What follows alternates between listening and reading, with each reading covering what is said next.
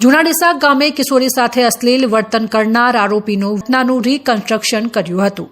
ડીસા તાલુકાના જૂના ડીસા ગામે શાળાએ જતી 7 વર્ષની માસૂમ કિશોરી સાથે અશ્લીલ વર્તન કરનાર આરોપીનો પોલીસે વરઘોડો કાઢી ઘટનાનું રીકન્સ્ટ્રક્શન કર્યું હતું। રૂરલ પોલીસે કાયદેસરની કાર્યવાહી હાથ ધરી। મળતી માહિતી મુજબ ગામની શાળાની આગળ દુકાન ચલાવતા મંજૂર જાનુભાઈ મેમણ નામના વિકૃત ઇસમે કિશોરીનો હાથ ખેંચી સાઈડમાં લઈ જઈ શારીરિક અડપલા કર્યા હતા। કિશોરી આ ઘટનાથી ભયભીત થઈ ગઈ હતી અને ઘરે જઈને પિતાને સમગ્ર ઘટના વિશે માહિતી આપી હતી, જેથી તેના પિતાએ તાત્કાલિક ડીસા રૂરલ પોલીસ સ્ટેશનમાં ફરિયાદ નોંધાવી હતી અને પોલીસે ગુનાની ગંભીરતા પારખી તાત્કાલિક આરોપી મંજૂર મેમણને ઝડપી લીધો હતો અને પોસ્કો સહિતના કાયદાની યોગ્ય કલમો હેઠળ ગુનો દાખલ કરી જેલમાં ધકેલી દીધો હતો। કિશોરી સાથે અશ્લીલ વર્તન કરનાર આરોપીનો વરઘોડો।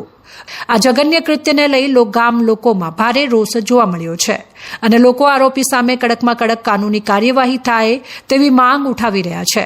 ત્યારે આવી ઘટના ફરી ન બને તે માટે પોલીસ દ્વારા આજે ગામમાં આરોપીનો વરઘોડો કાઢી ઘટનાનું રીકન્સ્ટ્રક્શન પણ કરવામાં આવ્યું હતું।